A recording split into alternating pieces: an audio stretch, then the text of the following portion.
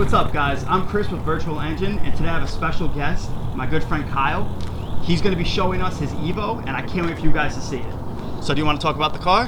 What's up guys? My name's Kyle, and this is my 2006 Mitsubishi Lancer Evolution GSR SSL.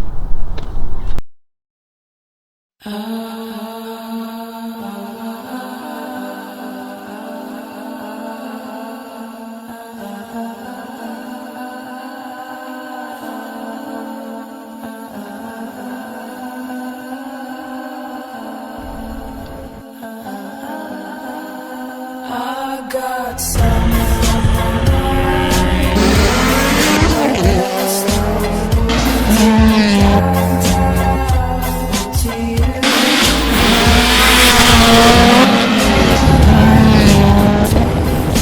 what I said was true. Real pain can't fake it.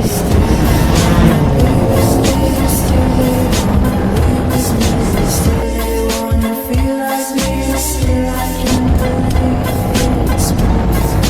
Time is moving. I spend night on being free. On a flight to endlessly. I see you in the city. All right. So I know the story, but we obviously know no one else does. Now, what got you into cars? What made you become a car enthusiast? Well, I guess there's kind of a lot of answers to that question. Yeah. You know, as a kid, I was always big into anything with a motor. Yeah. You know, from you know, dirt bikes, quads, or simple RC cars. Anything that kind of moved on its own. You know what I mean? Or you put gasoline to. If it was a weed whacker that had engine, I thought it was cool. You know, I was that kid. But what got me into cars, wanting to modify cars and obviously go the extra step and going faster, I would have to just boil it down to Gran Turismo. You know, I think that was just for PlayStation 2. No, like the Gran Turismo, the original Gran Turismo, PlayStation 1. How old were you? I must have been 6, 7 years old, the latest. So. Oh, okay. Yeah. All right. Now, did somebody else in your family show you that game, or did you see it in a magazine, ended up wanting to pick it up? Or? So, I have an older brother. You know my brother. Of course. He's 10 years older than me. I'm the youngest by a lot, and I think he had a bunch of money saved and wanted to buy a PlayStation. Okay. So at the time, like, we didn't really have money for anything, but you know, we're like, we want to play video games, so yeah, we decided to go to Sydney, it's upstate New York. There's a Kmart there, and go buy a PlayStation. We didn't have money for a game; we just wanted the system. Yeah, yeah. So we bought the PlayStation, and it came with a demo disc. And on the demo disc, there was a bunch of games. I think they had Crash Bandicoot, Armored Core, which was sick. You know, you're dating yourself. Yeah. And one of the other games on the demo disc was Gran Turismo. Okay. And then we played that, and I was instantly hooked. Oh, wow. Yeah. All right. Yeah, it seems like a lot of people got into that. And then later on, as you were getting older, did you stay with Gran Turismo? Did you move over to, you know, the Need for Speed franchise? I mean, obviously I had Need for Speed. Like, I had Need for Speed High Stakes. I think that was one, or Hot Pursuit. I don't know, one of them was my first Need for Speed games. But okay. I stuck with Gran Turismo the entire time. I just waited 7 years literally for the new Gran Turismo to come out. I know. And I just bought it. It was PS5. So awesome. Yeah. Yeah. I've never been I tried Forza once for Xbox. And as soon as sorry for any Forza fans out there, but as soon as I realized there was a rewind button, and you could rewind your race, I'm like, this is not for me. It's like a couple of seconds behind, then you can go further, and it's you like crash and you can rewind and try again. Nah, I'm not doing it. Especially, I know that people use that game as a driving simulator. They learn how the different race courses and stuff. So yeah, that's definitely the better game. Yeah, but that's you know, I guess more of the story. That's how I became more of a car guy and wanted to modify cars. No, that's awesome. Now, moving forward, what was your first car? I know what it was, and we spoke about it once before. You know, we redid an interview, but yeah. So let's go talk about that old Mitsubishi Eclipse. There we go. Yeah. So my first car was a 1997 Mitsubishi Eclipse with a knocking engine, and I had every intention to kind of fix it up and maybe put a turbo engine in it, or turbo the engine that was in it after I fixed it. But real quick though, why the Eclipse? Why the Eclipse? Yeah. All right, so back, well, it must have been 1997. Oh wow. Okay. My brother at the time, again, he's 10 years older than me, so I was 6 or 7. He was 16. I think he was 16, so maybe it was 96. He was looking to buy his first car, and the 1997 Eclipse just hit Mitsubishi showroom, and him and my father, they went to Oneonta and they were shopping vehicles, all sorts of brands, and I didn't go with them, but they brought home a bunch of flyers for cars. Yeah. Catalogs. Yeah. And he brought home a bunch, and the one that stuck to me was a Mitsubishi Eclipse catalog, and it had a black 97 GSX on the front. And I thought it was the coolest looking car. As a kid, I'm like, that's for me, right? Yeah, because it's cool looking, state of the art at the time. And that's the car my brother wanted too. Yeah. And he actually didn't end up getting that because my dad wanted to be able to drive the car as well, and he didn't like the fact that his head, like he combs his hair back, his hair sticks up. Yeah. His head was like kind of really close to the headliner. It was too small for him. Yeah, mind you, his dad is he's a tall man. Yeah. So they ended up just getting a 1997 Jetta GL. So they went the Volkswagen route. Okay, all right. A little different. Yeah, but that's Now going back to your car, so you had this red. We didn't talk about the car. Yeah, so yet. like I always knew, like when I got older, I'm like, I want to get an Eclipse. Okay. Not to mention, Fast and the Furious came out, and that was all me. But yeah, I had a red 97 Eclipse with a knocking motor. Great times. Yeah. with no money. Yeah, with no money to fix it. So we were just kind of car enthusiasts with no money. Yep. Trying to live the dream. Yep. So now let's fast forward even further. Kyle actually used to live with me, and one night he ended up coming back. He called me. I was playing Call of Duty. That was our game back in the day. It still is my game, but yeah. So he calls me up and he pulls up. He's like, "Come outside. Come check out this car." And it ended up being the Evo. So why don't you talk about how you got this car? So yeah, I lived with. I didn't have any place to live for a while, and I don't come from money. I never had money. I was dirt poor my entire life, and I ended up living with Chris pretty much on a futon for 2 years, and I was lucky enough to kind of land a decent job at the time, and I started saving money, and So the job actually he was working construction, because a lot of people, construction. Yeah, we don't know how people get into these cars and everything else. So I was working construction, and I was just saving every penny I had, and I actually had a really crappy lifted F-150 that I would use as a work vehicle. I was actually working part-time, and my boss said, "Listen, if you get a vehicle that we could use on the job site, I'll put you on for full time." And I'm like, okay, 100%. So I went out and I bought a $2,800 F-150 that was like the frame was bent, drive down the road looking like this, like a V shape. Yeah, I remember. And I'm like, the green machine. That's what we called it. So I saved all my money. I think I saved like $23,000, or I think I had a total like $27,000 at the time. Yeah. And I eventually decided to pull the trigger on this car, which we'll kind of get into the story of me acquiring this vehicle later on. Yep. But yeah, that's how I got it, essentially. Ah, that's awesome.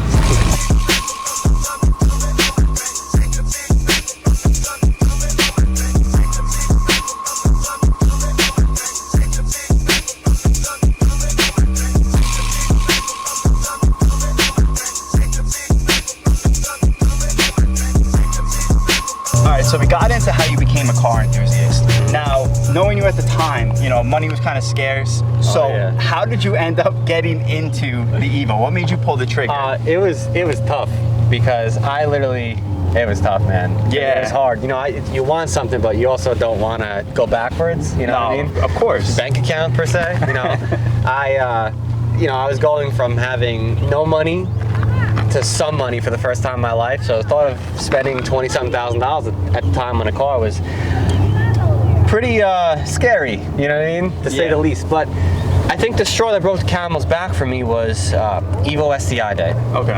And that was an event that they had at in Englishtown, New Jersey, at Raceway Park, where pretty much it's self-explanatory. Evos came and STIs came, and they all competed with each other to see who's the baddest car. And you went around like the peak of all that, Oh, right? yeah. So it pretty much, if you're on the East Coast, you flocked to that event, and you had a Subaru or Mitsubishi. That was You were running it. your spot. And I went there, and I was just like, this is it, you know. And I'm not the type of guy that likes to be on the outside looking in. So I'm like, I got to do something. So as soon as I left the event, I called my brother. I'm like, yo, I think it's time. And It is we time. continued to shop.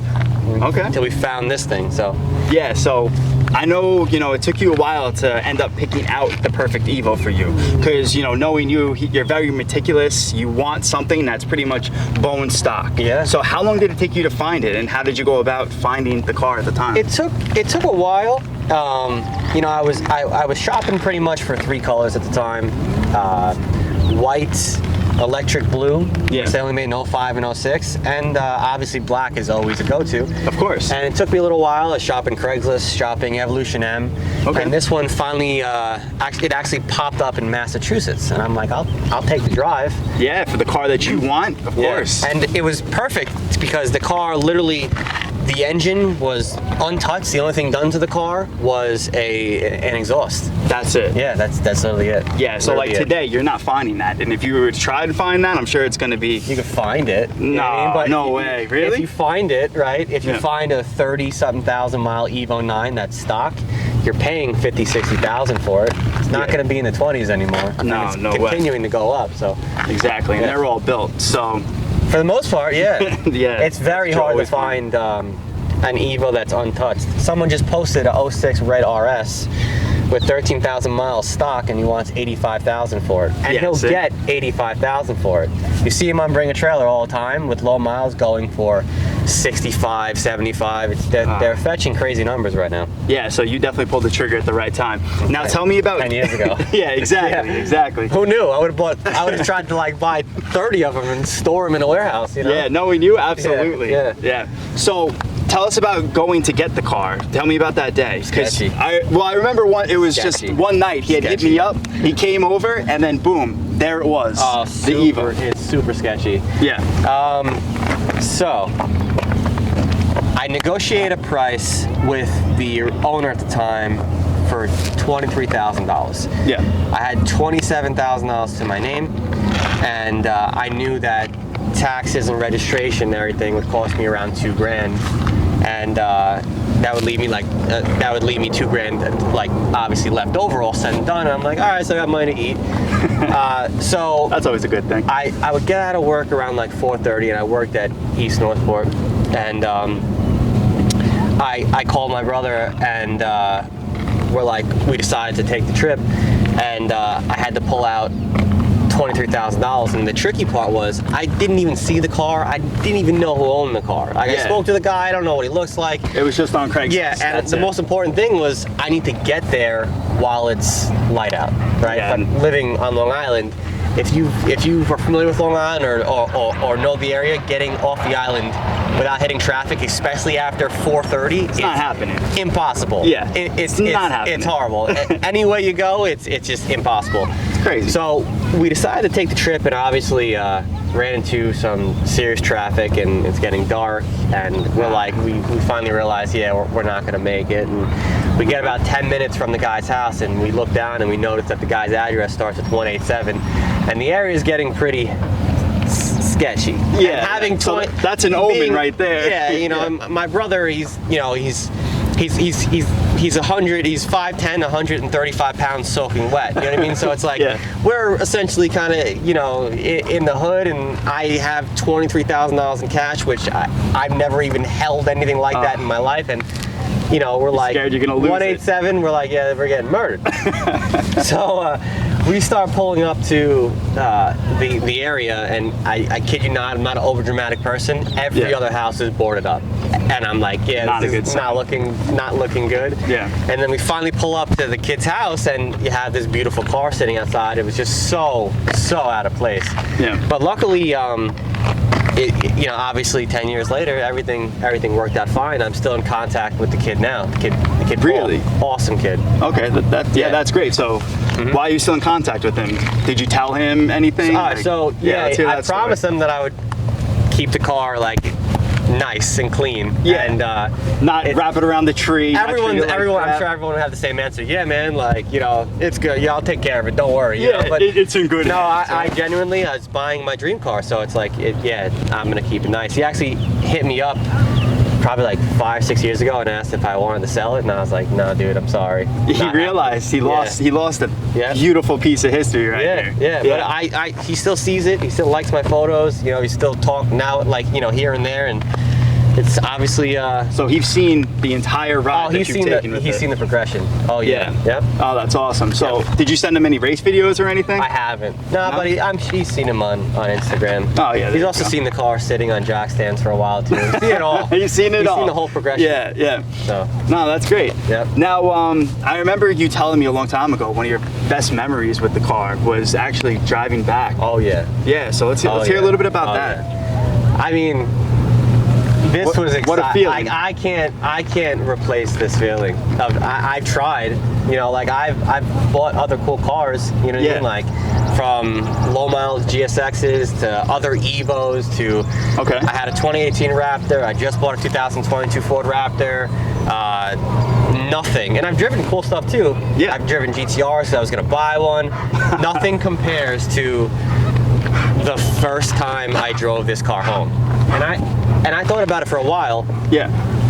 I'm like, at the time, like Meek Mill. I told you the story. Yes. Meek Mill Yep. House Party was the song at the time, right? And I'm Yeah. like, I'm gonna get this car and I'm gonna put House Party on, or it's gonna come on because it was just It was always on the radio. It was the luck of the draw, right? Yeah, yeah. Driving through Connecticut, Yeah, you knew I'm it's like, coming on. As soon as I get Hot 97, you know what I mean? As soon as I get service, Yeah. like I'm hoping that song comes on, and it played out just like that. And this car, I that's knew, awesome.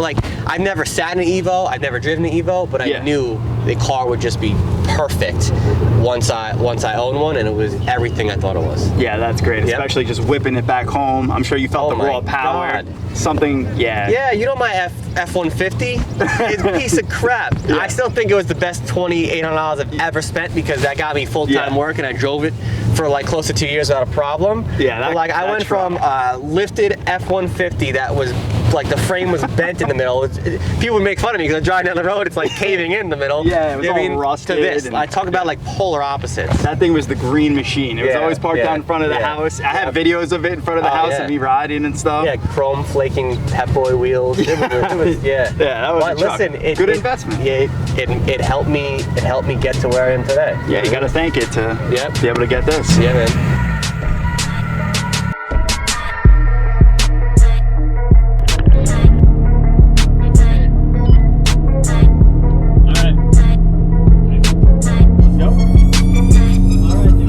Let's go for it.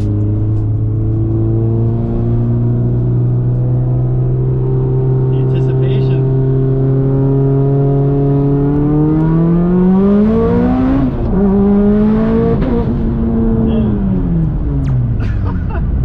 That thing. Second gear.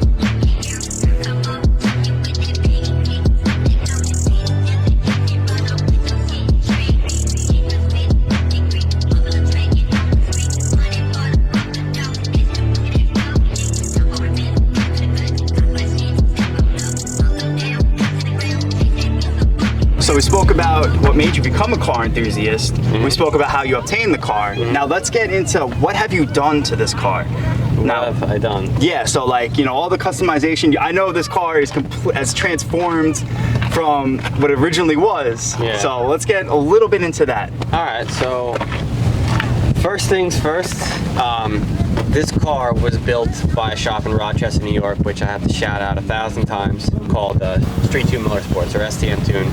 Yeah.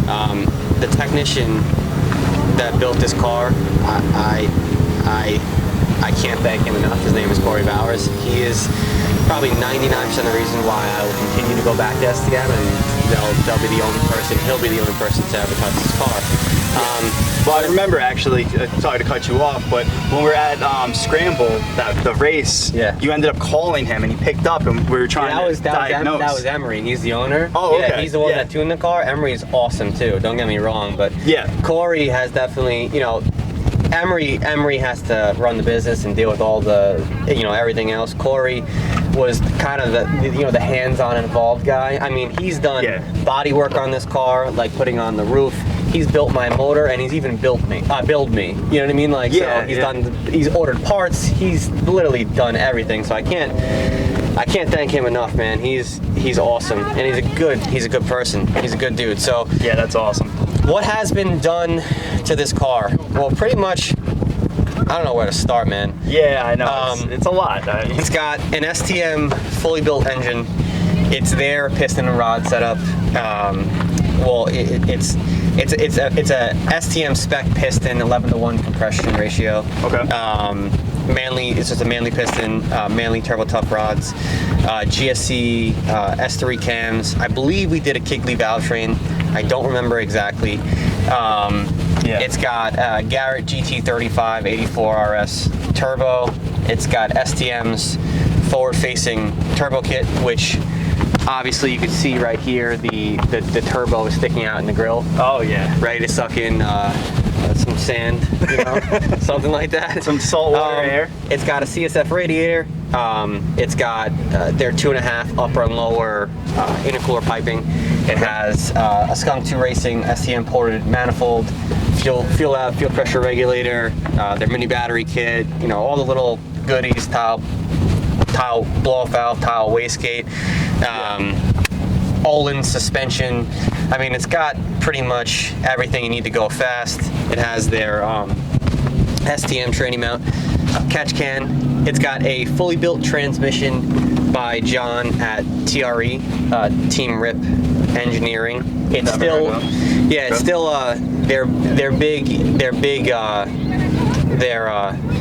DSM and Evo transmission guys. A lot of people use them in, people that obviously drive these cars. It's still synchronized transmission for now. Eventually we'll be doing a dog box, but that's later on down the road. It also has a TRE built transfer case with a wave track diff in it. Okay. And yeah, all the way down. I mean, one of my favorite parts about the car is a custom 3.5 titanium turbovac downpipe made by STM. It's a one-off piece. Yeah. It's got, I could go on all day. It's got a drive shaft shop, carbon fiber drive shaft. It's got.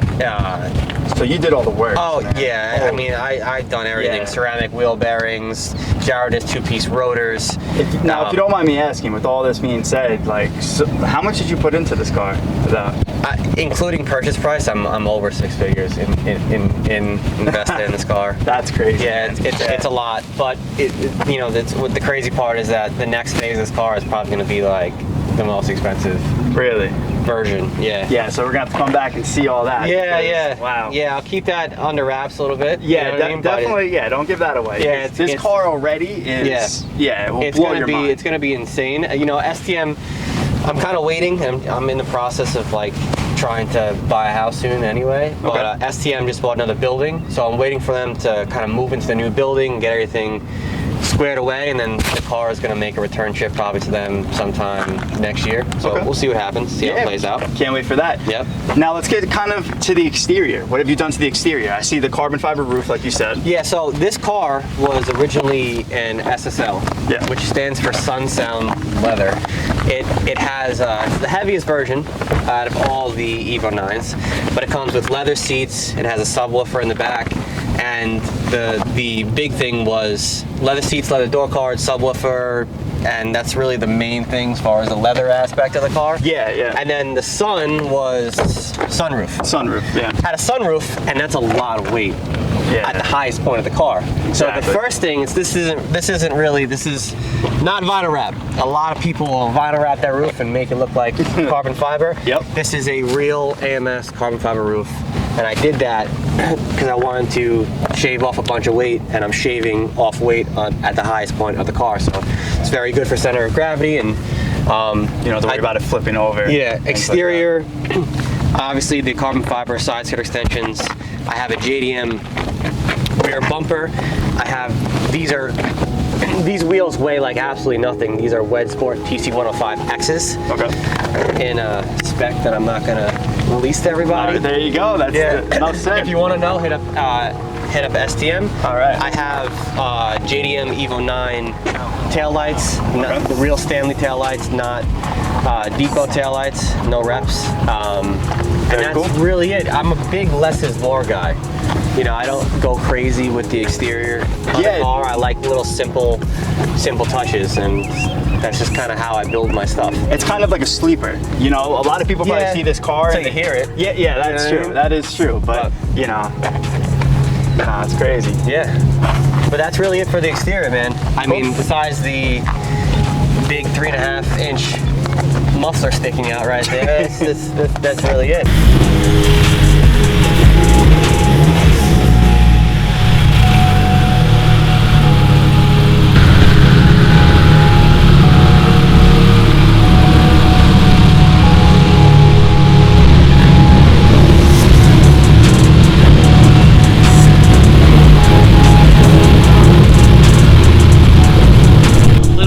Secret, whenever you see me driving fast on the drag strip, it's not me driving, it's her. She's the Stig, so I'll show you evidence right now.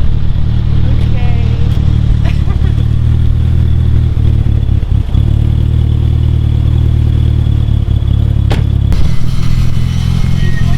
Bonus clip.